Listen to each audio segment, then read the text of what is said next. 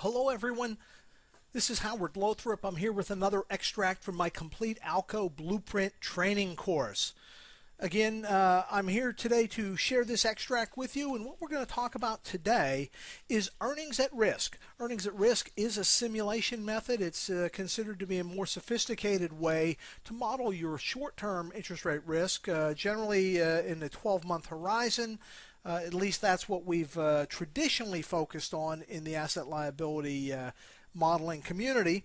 But as a simulation method, it gives you a better result when you're modeling optionality. Optionality, you know, as prepayment risk, you might know it as caps or floors on your assets or liabilities.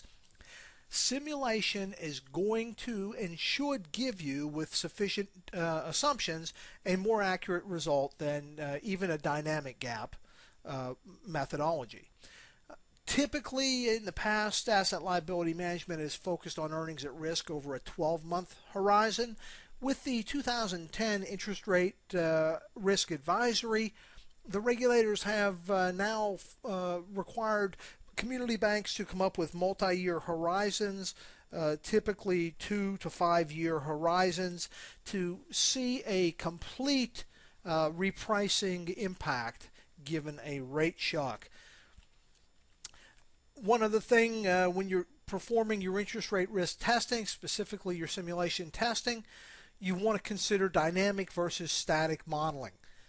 In a static model, the balance sheet and asset liability mix is assumed to be constant. There's no growth, there's no change. It's a better measure of interest rate risk. Now, a dynamic model may be more realistic. It's good for budgeting.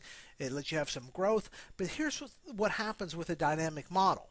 If you have a rate increase, the dynamic model allows you to bring in new assets at current market rates. It waters down your reported interest rate risk. That's why the regulators require you, even if you have a dynamic model, they require you to also test a static model. You see, you can have either a dynamic or a static model, but if you have a dynamic, you must also do static testing.